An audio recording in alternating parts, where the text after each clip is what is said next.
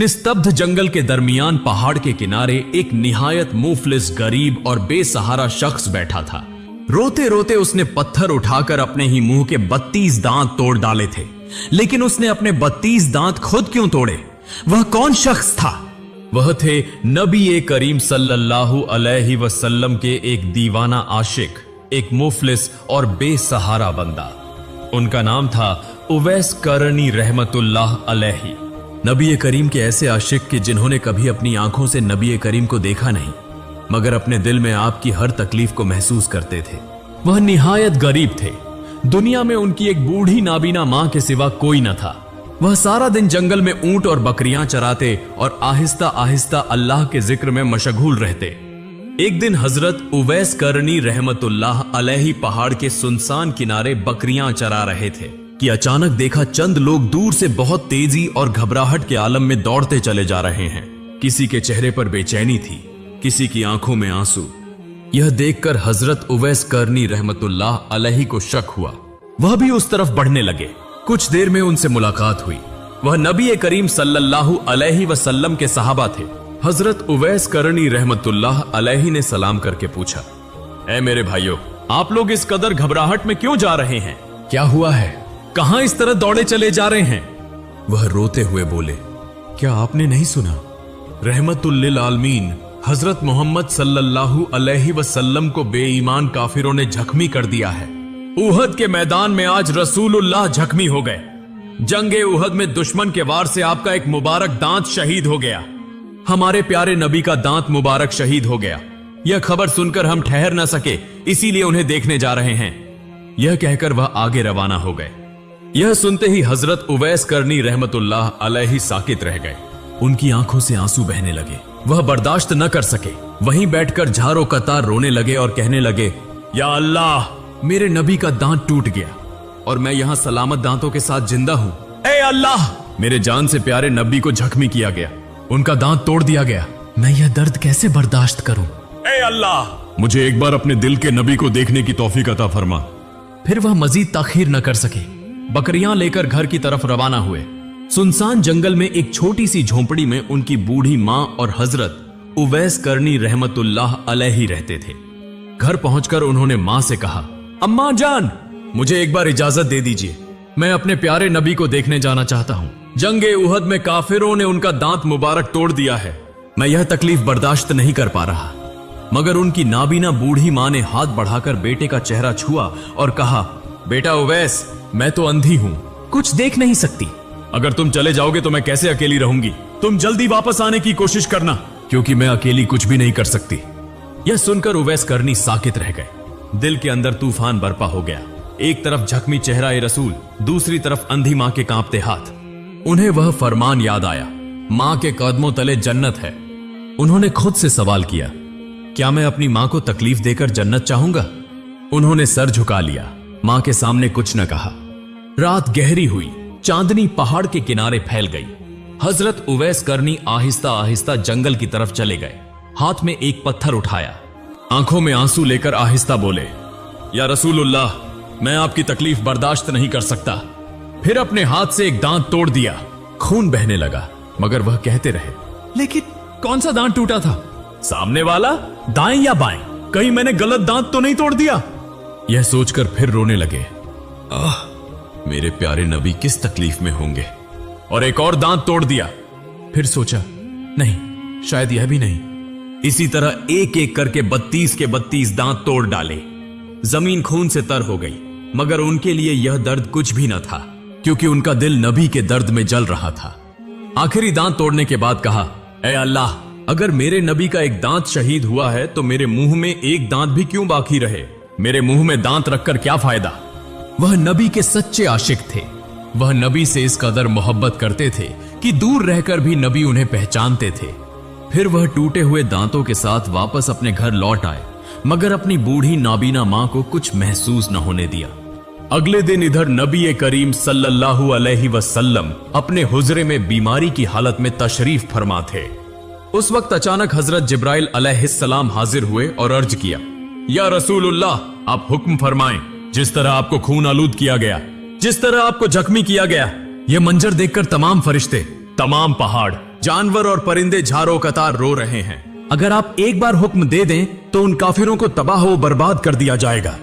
लेकिन प्यारे नबी सल्लल्लाहु अलैहि वसल्लम ने सर उठाया, खून आलूद होंठों पर शफकत भरी मुस्कुराहट के साथ फरमाया, ए जिब्राइल, अगर मैं उन्हें हलाक कर दूं तो ला इलाहा इल्लल्लाह कौन कहेगा, कलमा कौन पढ़ेगा, इस्लाम कौन कबूल करेगा? मैंने तो यही सोचकर उन्हें माफ कर दिया है कि उन्हीं की नस्लों में से एक दिन मुसलमान पैदा होंगे। यह सुनकर आसमान साकित हो गया।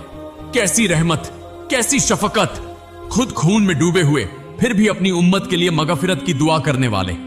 यह गुफ्तगू खत्म होने के बाद हजरत जिब्राइल अलैहिस्सलाम वहां से वापस तशरीफ ले गए।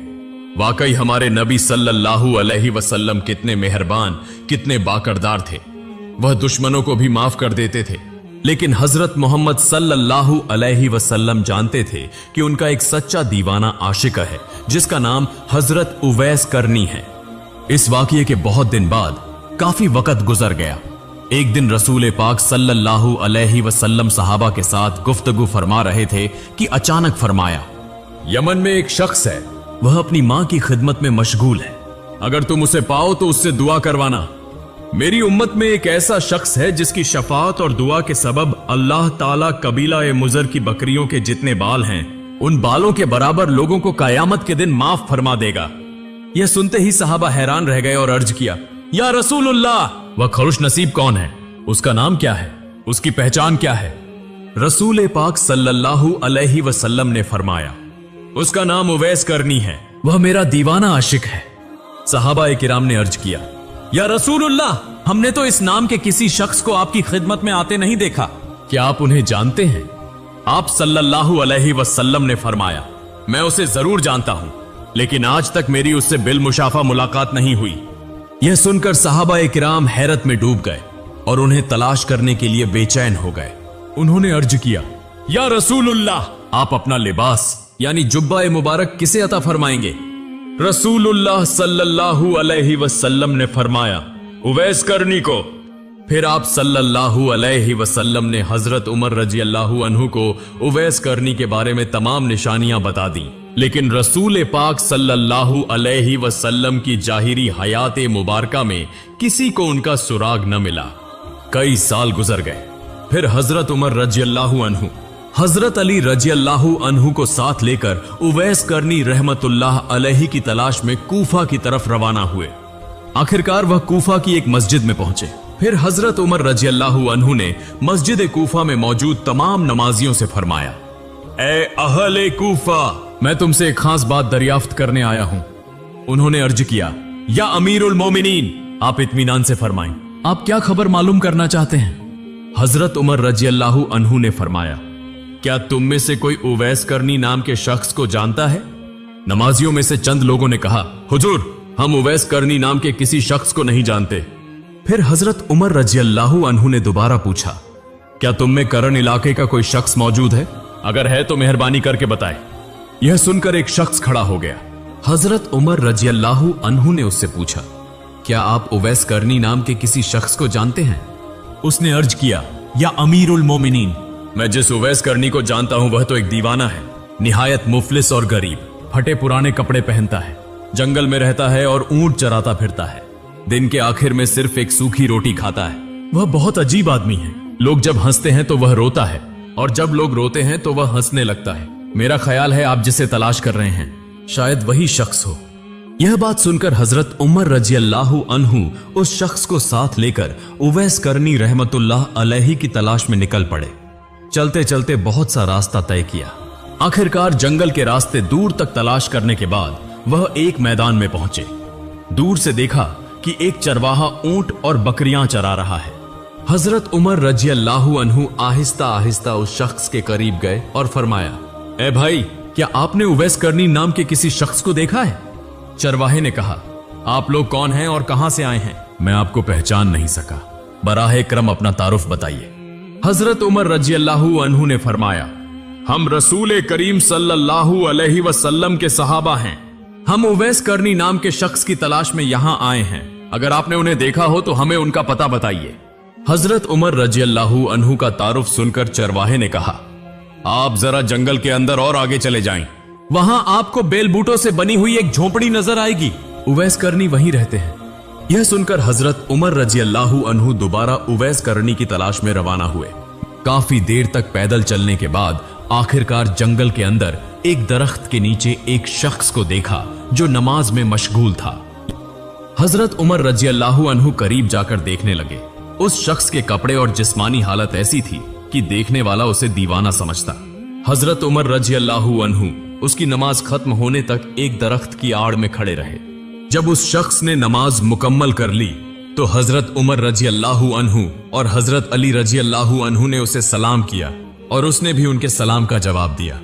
फिर हजरत उमर रजी अल्लाहु अन्हु ने उससे पूछा, ए भाई, आपका नाम क्या है? मेहरबानी करके अपना तारुफ हमें बताइए। उसने कहा, मेरा नाम अब्दुल्लाह है। हजरत उमर रजी अल्लाहु अन्हु ने फरमाया, आपका असल नाम क्या है? उन्होंने जवाब दिया, उवैस करनी। यह सुनकर हजरत उमर रजी अल्लाहु अन्हु ने उनकी तरफ मुतवज्जा होकर फरमाया, मेहरबानी करके अपना दायां हाथ जरा दिखाइए।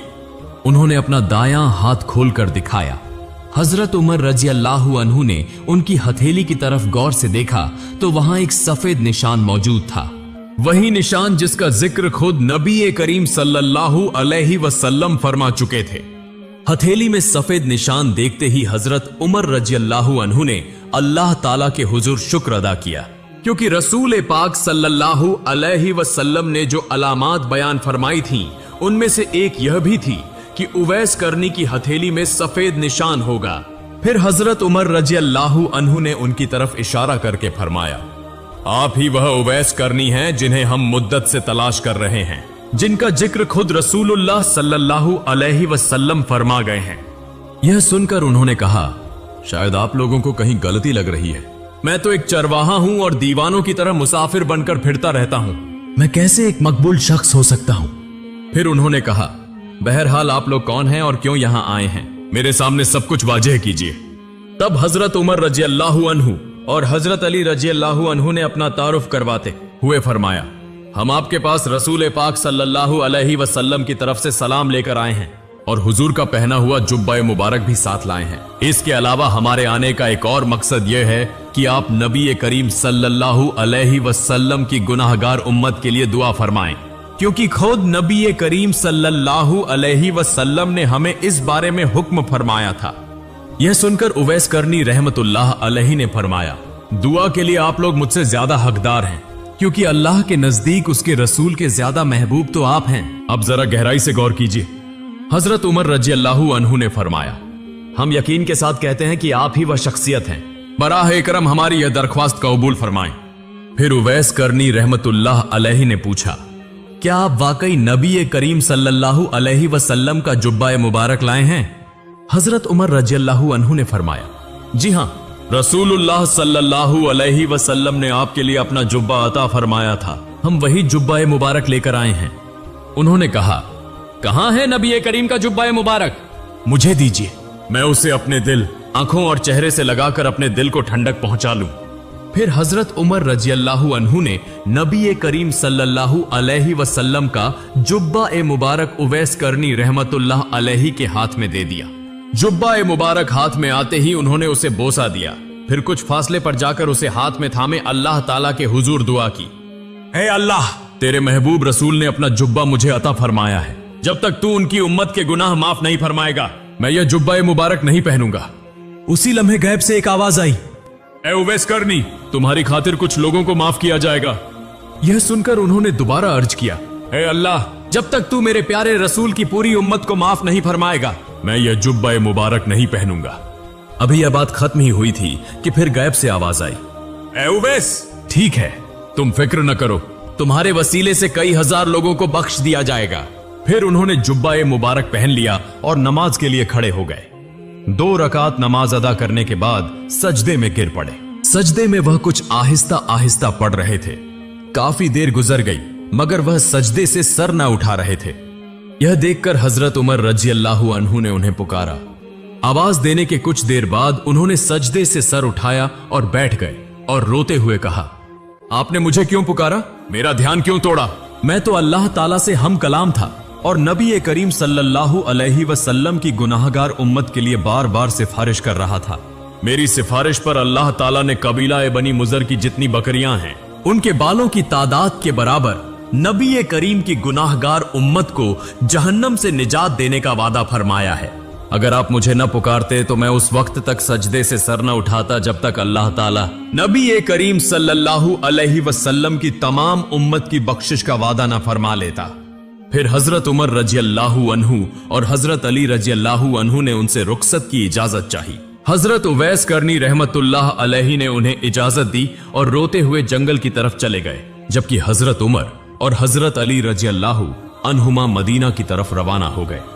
एक मर्तबा चंद सौदागर सामान्य खुराक से लदी हुई एक कश्ती लेकर मिस्र से मदीना जा रहे थे। उस कश्ती में फटे कपड़े पहने एक दीवाना शख्स भी सवार था, मगर कोई उसकी पहचान न जानता था। कश्ती जब समंदर के बीच पहुंची तो अचानक आसमान पर सियाह बादल छा गए। कड़क और चमक के साथ बारिश शुरू हो गई। तूफान इस कदर सख्त था कि सामान से भरी कश्ती डूबने के करीब हो गई। सब लोग खौफजदा होकर अल्लाह ताला को पुकारने लगे। ऐन उसी वक्त वह दीवाना शख्स कश्ती से उतरकर समंदर में चला गया और पानी के ऊपर खड़े होकर नमाज पढ़ने लगा। यह मंजर देखकर कश्ती में मौजूद तमाम लोगों को समझने में देर न लगी कि यह कोई आम शख्स नहीं, यकीनन अल्लाह ताला का खास बंदा है। तमाम मुसाफिरों ने उनसे अर्ज किया, ऐ अल्लाह के वली, हमारी निजात के लिए अल्लाह ताला से दुआ कीजिए। उन्होंने फरमाया, अगर तुम बचना चाहते हो तो कश्ती से उतरकर पानी में आ जाओ, क्योंकि कुछ ही देर में यह कश्ती डूब जाएगी। सब लोग उनकी बात मानकर कश्ती से उतर आए। उन्हें ऐसा महसूस हो रहा था जैसे वह पानी नहीं बल्कि जमीन पर उतरे हों, क्योंकि अल्लाह ताला ने उस वली के वसीले से पानी को उनके लिए जमा दिया था। फिर वह चलते चलते उस अल्लाह के वली के पास पहुंच गए। कुछ ही देर में कश्ती सामान समेत समंदर में डूब गई। वह अल्लाह के वली तमाम मुसाफिरों को साथ लेकर पानी के ऊपर चलते हुए समंदर के किनारे जा पहुंचे। फिर सब लोगों ने उनकी तरफ मुतवज्जा होकर अर्ज किया, ए अल्लाह के वली, मेहरबानी करके अपना तारुफ हमें बताइए। उन्होंने फरमाया, मेरा नाम उवैस करनी है। उनका तारुफ पाने के बाद सब ने उनसे अर्ज किया, ए अल्लाह के वली, हमने मदीना में कहत की खबर सुनकर वहां के गरीब लोगों के लिए कश्ती भरकर खाना मिस्र से मदीना ले जाने का इरादा किया था। अगर आप अल्लाह ताला से दुआ करके हमारी कश्ती वापस दिलवा देते तो मदीना के गरीबों को बहुत फायदा होता, क्योंकि वह सख्त भूख और तंगी में मुब्तला है। यह सुनकर हजरत उवैस करनी रहमतुल्लाह अलैहि ने फरमाया, अगर अल्लाह ताला तुम्हारी कश्ती वापस कर दे तो क्या तुम मदीना जाओगे और वहां के गरीबों को खाना खिलाओगे? सब मुसाफिरों ने कहा, जी हां, हम जरूर मदीना जाएंगे और गरीबों के मुंह में खाना डालेंगे। उनकी बात खत्म होते ही हजरत उवैस करनी रहमतुल्लाह अलैहि सजदे में गिर गए।